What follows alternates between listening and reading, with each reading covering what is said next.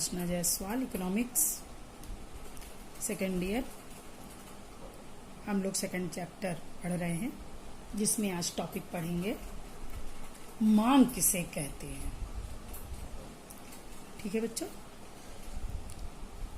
किसी भी वस्तु की मांग, डिमांड है, इसे इंग्लिश में कहेंगे डिमांड। इसका मतलब है कि हम उस वस्तु को पाने की इच्छा रखते हैं। ठीक है ना, हमें वो वस्तु चाहिए, तभी तो हमारी डिमांड होगी। और उस वस्तु को साथ में हमारे क्रय करने की क्षमता भी हो, मतलब उससे खरीदने की क्षमता भी हो, साथ ही उस पर हम व्यय करने की भी हमारे अंदर क्षमता हो, तो हम उसको कहते हैं मांग।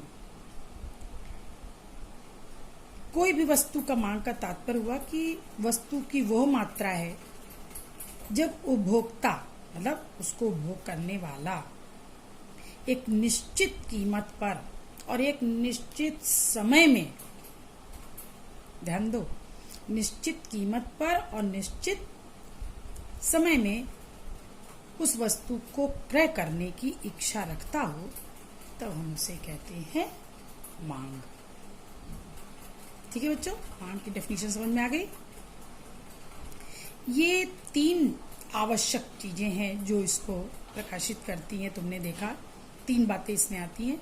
एक तो क्या है, वस्तु की कीमत। दूसरी क्या रही है, वस्तु की मात्रा, जिसको कि वो खरीदना चाह रहा है। और एक निश्चित कीमत पर, तो एक वस्तु की कीमत हो गई। और निश्चित समय में तो तीसरी चीज हो गई समयावधि। तो ये तीन आवश्यक तत्व हैं जो कि मांग को प्रकाशित करते हैं। ठीक है, अब देखो, दो प्रकार की मांग होती है, एक व्यक्तिगत मांग और एक बाजार मांग।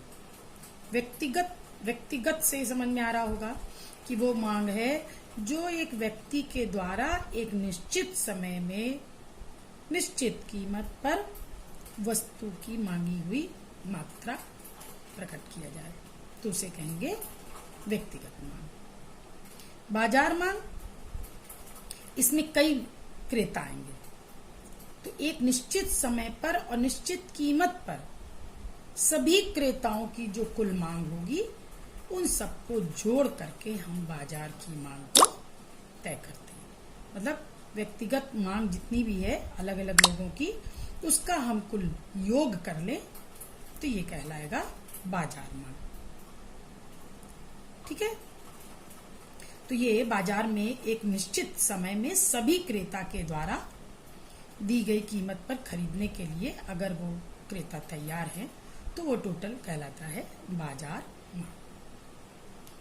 अब आता है कि मांग को निर्धारित करने वाले कौन कौन से तत्व हैं।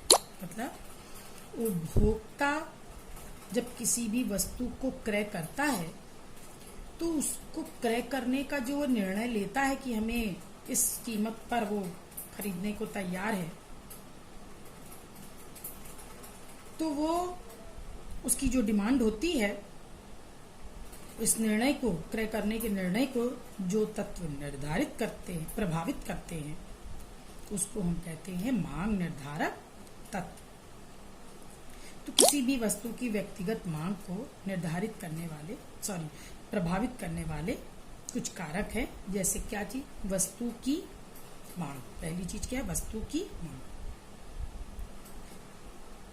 जब देखा गया है कि जब किसी भी वस्तु की कीमत कम होती है, तो उपभोक्ता हमेशा उस वस्तु को ज्यादा से ज्यादा मात्रा में क्रय करने को तैयार रहता है। ठीक, और कीमत बढ़ जाती है तो कम मात्रा में किया जाता है क्रय। तो इसका मतलब कि इसमें दोनों में देखो विपरीत संबंध है। और चीजें अगर हमारी समान है, तो क्रेता द्वारा मांगी गई वस्तु की मात्रा और जो वस्तु की कीमत है, दोनों में कैसा है, विपरीत संबंध है।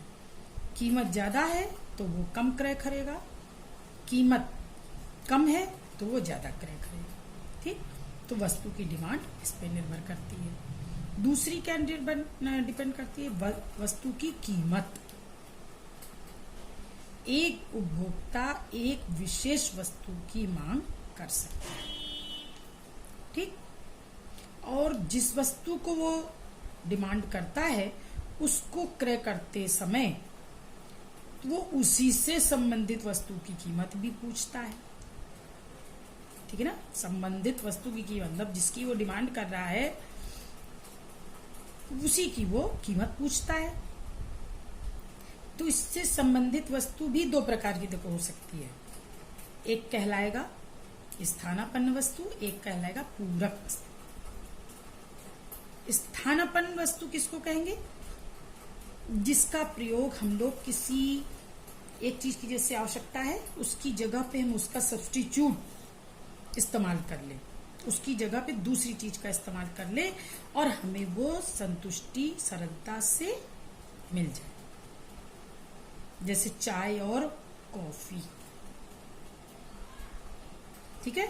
जैसे मान लो स्थानापन्न वस्तु है, चाय की जगह कॉफी या कॉफी की जगह चाय, एक दूसरे के स्थानापन्न है।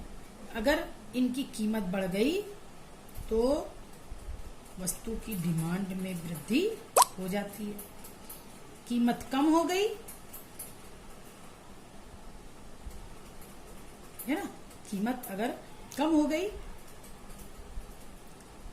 तो वस्तु की जो है डिमांड उसमें भी कमी आ जाती है, ठीक है। कीमत बढ़ने पर दी गई वस्तु की मांग में वृद्धि हो जाती है और कीमत कम हो जाने पर वस्तु की डिमांड में कमी आ जाती है, ठीक। दूसरी चीज है पूरक। पूरक मतलब एक के साथ दूसरा जरूर उपभोग के लिए होगा। जैसे कार है, अब कार अगर हमने ली है तो पेट्रोल तो हमें लेना ही होगा, तो इसको कहते हैं एक दूसरे की ये पूरक है। तो हम किसी विशेष आवश्यकता की संतुष्टि के लिए जब हम कोई दो चीजों को साथ साथ उपभोग करते हैं तो वो पूरक वस्तु कहलाती है। कार और पेट्रोल है जैसे, तो इसमें अगर एक पूरक वस्तु की कीमत में वृद्धि हो गई तो दी गई वस्तु की मांग की मात्रा में कमी आ जाती है। अब पूरक वस्तु की कीमत में अगर कमी आने से क्या होगा? वस्तु की मांग में वृद्धि हो जाती है। तो ये संबंधित वस्तुओं की दो प्रकार की वस्तुएं हो गई, ठीक। तो मांग निर्धारक तत्व तो पहला हो गया वस्तु की मांग, दूसरा हो गया संबंधित वस्तुओं की कीमत, तीसरा है वस्तु के क्रेता की आय क्या है। एक आय भी तो उसके क्रेता की डिपेंड करेगी मांग को, ठीक। अब आय में परिवर्तन अगर आता है तो वस्तु की मांग में भी परिवर्तन आएगा, है ना। जैसे मान लो आय बढ़ गई तो वस्तुओं की जो है डिमांड बढ़ जाएगी, भाई पैसे हैं ज्यादा वस्तुएं वो खरीद सकता है। तो ऐसी वस्तुएं जिनकी मांग क्रेता की आय के बढ़ने से बढ़ जाती है तो ऐसी वस्तुएं कहलाती हैं सामान्य वस्तुएं। लेकिन कभी कभी ये भी होता है कि कुछ वस्तुओं की मांग में कमी आने का क्या कारण होता है कि उपभोक्ता की आय में वृद्धि होती है लेकिन मांग में तब भी कमी रहती है, तो वो ऐसी वस्तुएं घटिया वस्तुएं कहलाती हैं, है ना। पैसे भले ही उनके पास आय ज्यादा है लेकिन वो सब चीजों की डिमांड ज्यादा नहीं करते, क्योंकि वो वस्तुएं अच्छी नहीं है तो उनके लिए वो नहीं लेंगे। तो सामान्य वस्तु और क्रेता की आय दोनों में तो सीधा संबंध होगा, लेकिन अगर घटिया वस्तु है और क्रेता की आय अधिक है तो इसमें विपरीत संबंध होगा, ठीक। जैसे सामान्य वस्तुओं में कुछ ब्रांडेड खाने पीने की चीजें हैं, खाद्य पदार्थ हैं, कुछ ब्रांडेड कपड़े हैं, ठीक। लेकिन अगर इसी की जगह कुछ लोकल कपड़े हों, लोकल खाद्य पदार्थ खुले वाले हों तो ये घटिया वस्तुएं कहलाती हैं, इसको वो नहीं खरीदना चाहिए, ठीक। चौथी चीज क्या है? क्रेता की अभिरुचि और वरीयता। वस्तु की मांग लोगों की रुचि पर बहुत निर्भर करती है और वो किसको वरीयता देते हैं, किसको फर्स्ट प्रायोरिटी देते हैं कि हमको ये चीज पहले चाहिए। अब फैशन मान लो आ गया किसी चीज का, तो लोगों की डिमांड बढ़ जाएगी। अगर फैशन गिर गया तो वो वस्तु की मांग में कमी भी आ जाएगी।